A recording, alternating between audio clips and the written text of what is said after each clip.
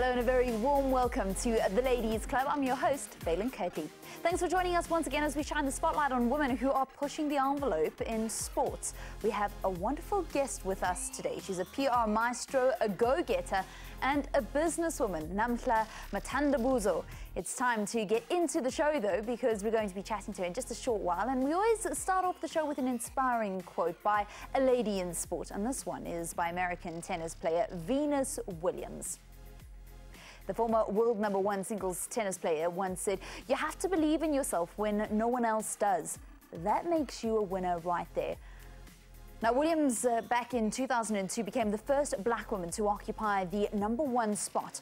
With 7 Grand Slam singles titles, Venus is 12th on the world's all-time list. And she's absolutely right, because it takes that self-belief in yourself and your own abilities before anybody else will stop and look at you. And also it takes that own self-belief to get you through those dark and challenging times which inevitably come on the road to success. Now on the show today, we're going to be zoning in on a woman who is in the business of sport and has also made the best use of the platform provided by sport. You're welcome to join in the conversation. It's so easy to share your views on Twitter at sports@SABC. Just use our hashtag The Ladies Club. We also on Facebook at SABC Sport. Just say hashtag The Ladies Club.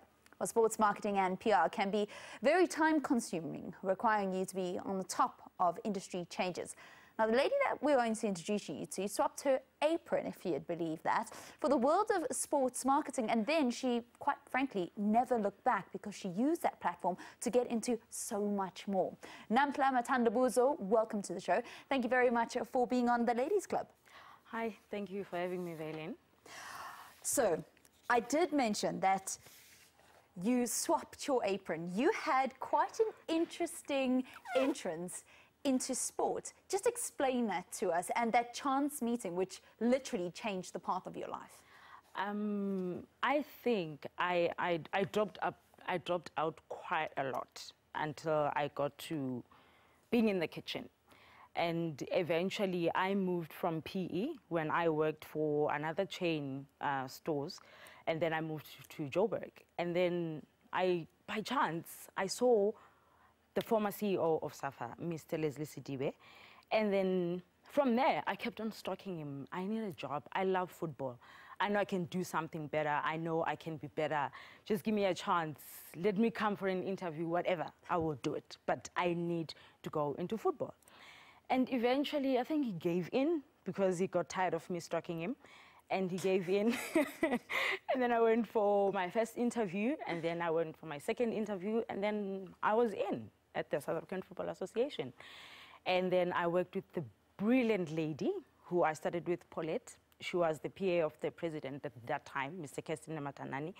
And I had fun. You know, I had lots of fun working in the president's office until then I was moved into SAFA PTY to wind down the PTY Ltd. And then I had a short stint at the national teams, and then I moved to competitions, and then I moved to legal, and then finally I moved into marketing, where I was at home. There is quite a big difference though, and I'm sure you quickly came to realize it. As a football-loving chef making food for a living, to actually working in the footballing industry. Could you have imagined how different it was? Never in a million years, because what we see is something totally different to what happens in the background. Because we see a game happening. You don't know what goes into the preparations of a national team game, you know. You don't know how these people are moved from one place to the other, their safety and everything. So it really opened up my eyes into everything that has been happening, and I must tell you, it wasn't so easy as I make it sound. It was quite difficult, but it was doable.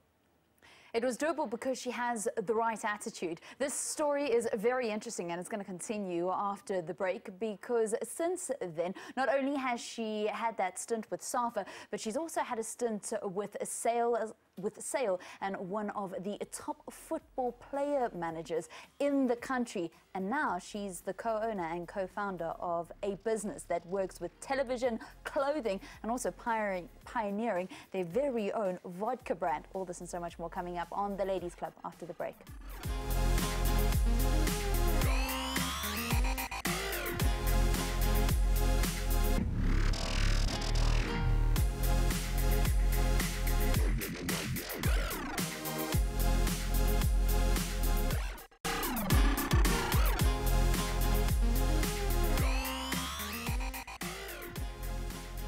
Welcome back. Thank you very much for staying with TLC. We still have NAMHLA with us as we continue to chat about women in sports, marketing and PR.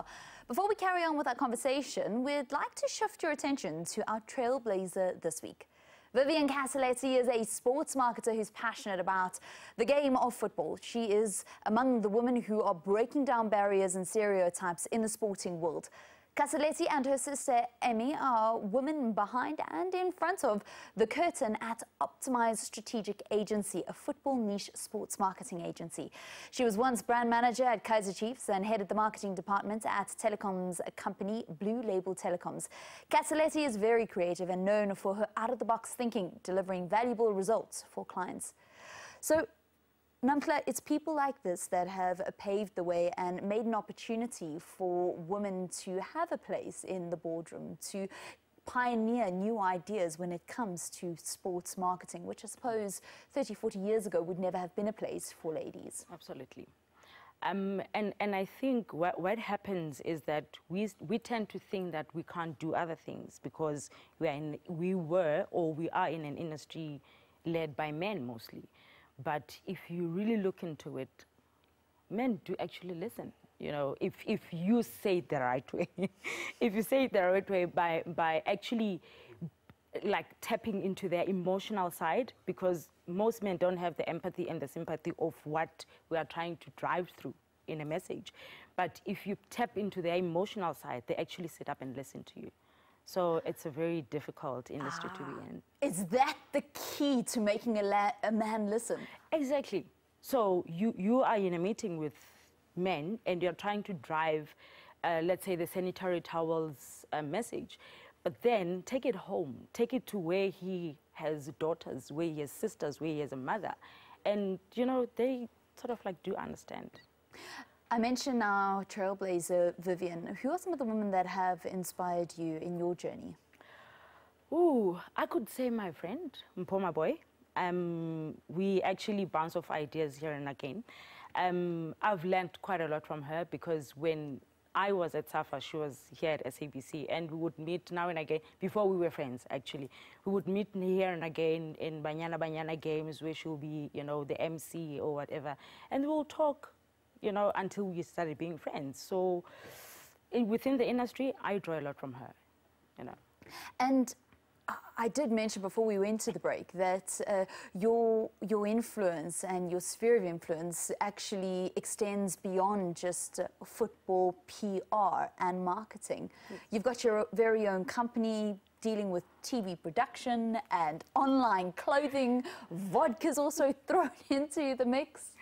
Yes, I met this wonderful guy last year. His name is Siposetu Chapu. It started off in a WhatsApp group, trust me, and then eventually we met, and then he thought I could, you know, help him here and there in terms of the company that he was running at the time. So we started bouncing around ideas, and he said, maybe we can do this, and I said, we can do this, we can do that. So it eventually came up to something that we never thought of. There's a clothing line which is called Impahla, which will launch in probably 30, 60 days from now. The vodka, we are still trying to get people to test and do all the proper stuff for us to put it out in the market. And then we have the TV and production, which we will see our productions very soon on the platform. And yeah, there's quite a lot coming. You know, we want to have our own studios as well in the future, so yeah. But you haven't left behind the football PR. Never in a million years. Soon we're going to be launching or announcing a big partnership between an insurance company and a football academy. And then there are Disky Nights that are sort of like adopted from Sizwe Mbebe. He's based in Cape Town. He does Disky Nights in Cape Town. So I had a chat with him. I said, listen, I think I can bring this up to Joburg because most sporting people or football people are here. So how about we get into a partnership? And he easily agreed. So I'm going to launch Disky Nights as well that are going to happen in Johannesburg. And we are planning on taking them nationwide. So I'm never leaving football, if that's what you're asking. I mean, most people get involved in something and they kind of just forge their path and they get better in that specific industry. You are not scared to get involved in anything. Where does that come from? I think the drive I get is from knowing that I've got kids. You know, I've got a 17-year-old and a 9-year-old. And they look up to me. You know, they think I'm the coolest mom. Trust me. They think I'm the coolest mom. So I really want to get to a point whereby my kids don't have to do anything. They can just get onto the bandwagon and run with the mother, you know.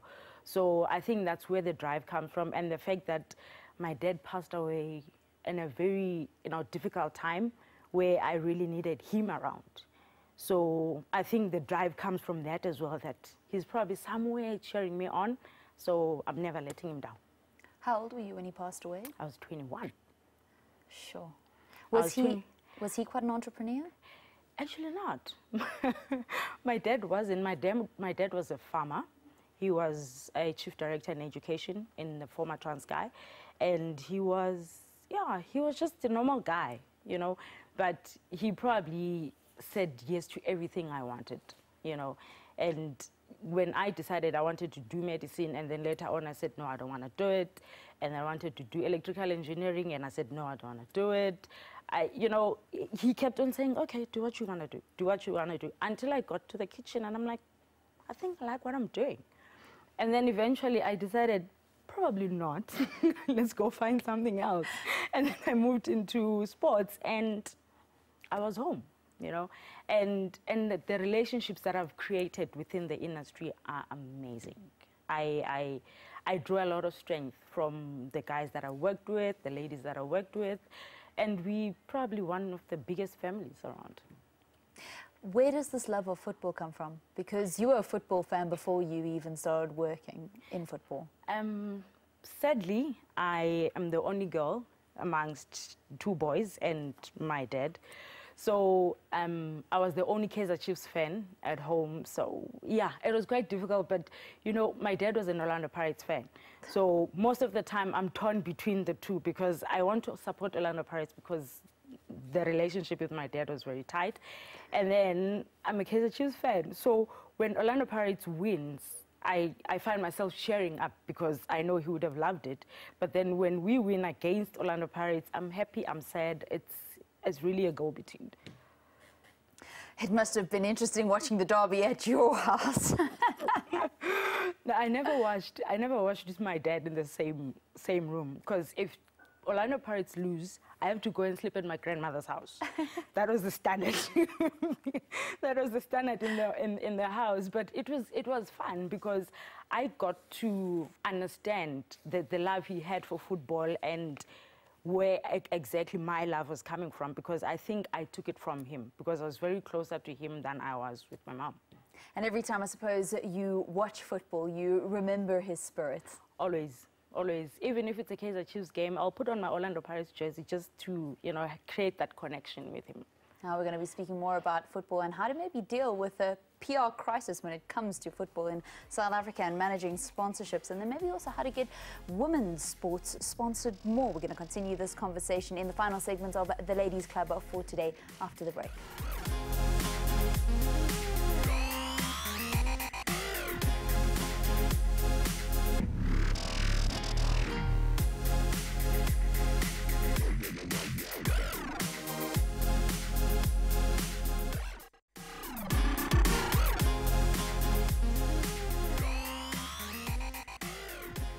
Welcome back. You're watching The Ladies Club. Please join us on Facebook, Twitter. It's so easy. Just use our hashtag The Ladies Club. Our game changer today is a businesswoman and a PR maestro, NAMHLA Matandabuzo.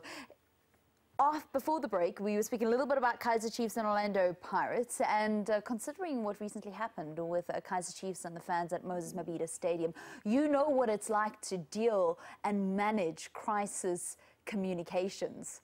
And how do you do it? Because it seems that football in South Africa is having to do a lot of that recently. Gosh, I think as a nation, we're just angry people. I think we don't know how to deal with the crisis, because you can never decide, I'm going to wake up and go to a game and burn out the stadium and mess up the cameras and do all of that if you're a normal human being. I think there's a deep-seated problem, which is anger, and we are trying to take out our frustrations on people that have got nothing to do with our issues. You have people deciding, I'm going to watch a game, and after that, people decide to destroy the stadium. Where are you going to go next? You know, for those people that are at home, how are they going to get the feed from the stadium to their television sets if you are going to destroy that?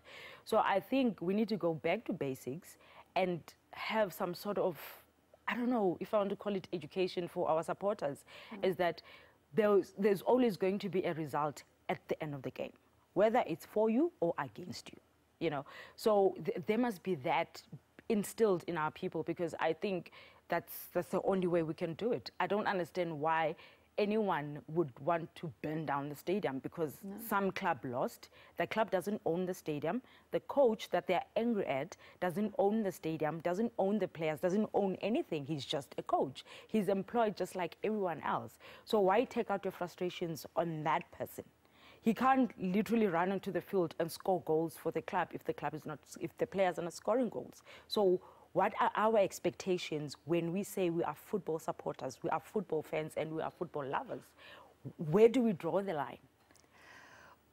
When it comes to PR, you're involved in the business of managing a positive image, which is so important to get sponsors on board. Now, something like we've just discussed now certainly hurts the sponsors, but I'm more interested in how do we sell what is just naturally a good story, and that's women's sport, and get more sponsors on board. You know what the big problem is with the women's sport is that we then want to put it on the same level as the male sport, which is unfair. Most women are starting to get into the sports that are predominantly known for men, and we are trying to put the two on the same level, which is wrong. At some point, I approached a couple of companies saying there's an academy that's basically started by women, and this is what they want. They are seeking support, you know, and you get told that it's not on TV. So how are we getting our mileage from? How are we getting our mileage? How are we making our ROIs? So you have a task now to say, how about building something? How about you start it from scratch? You know, so you've got a story to tell. But people don't want stories to tell. They want to take a finished product. I always want to make an example about Chadley.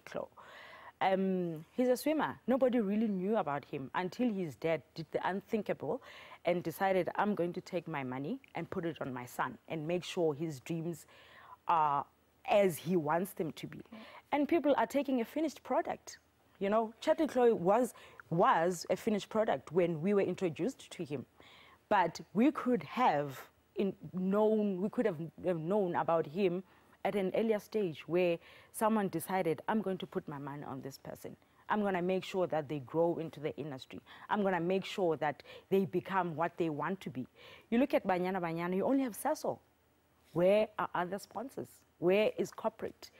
When you have one league that's not even a professional league, Sasso Women's Championships, where are other sponsors? The people are everyone. It's sad that everyone wants a finished product. How about starting something from scratch? How about saying, I built that person? We all have stories, you know, where you were assisted by somebody. What's wrong with you trying to create that story on your own and saying, I supported this thing when no one cared about it. Yeah. So you sit in a meeting and you're trying to convince people that this is a product that will put you out there.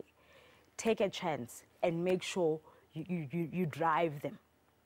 There's a challenge to all corporates out in South Africa. Yes. Let's shift the focus back onto you. You mentioned that you're motivated to give your children a life where the way is paved for them already. Yes. How do you juggle everything that you've got on your plate with being a mom? Okay, the eldest, she didn't stay with me for a long time. I think the most I've stayed with her was like a year or two. I see her during school breaks and all of that. And then the youngest has always been my tail. Like everywhere I go, she goes, and you know. But then in 2016, my mom decided it's not working. You are too busy, you are all over the place, you frustrate this kid. She stands by the window. Every time I say I'm coming home at 7, by 7 o'clock she's standing by the window. And I have to be home at that time. So my mom saw that and she's, it's not working. Internally, this kid wants you. And you are not there because you are still busy at work, you are finishing off this, you are starting something that you need to finish in 2 weeks, and she doesn't understand that. Let me take this child, and then you go on with your crazy life. So I think she has been one hell of a supporter for me in so many ways that I look at her and I'm like, just keep her until she's 100. You know, when I have my conversations with God, I'm like, just keep this woman for me, because she sacrifices so much. She could be a grandmother with no grandkids, you know, if I want to put it that way. But she decided to take over and be the mother, and I become the lady of the streets. Not in that way. But when it comes to my work, because I'm always on the road. So if you had to take a break and you had to go on holiday, what would be your ideal holiday destination and who would you take with you? Holiday means no disturbance, right? So that means I'm not taking the kids with me. They'll have to stay behind. I would actually want to go to the Bora Bora.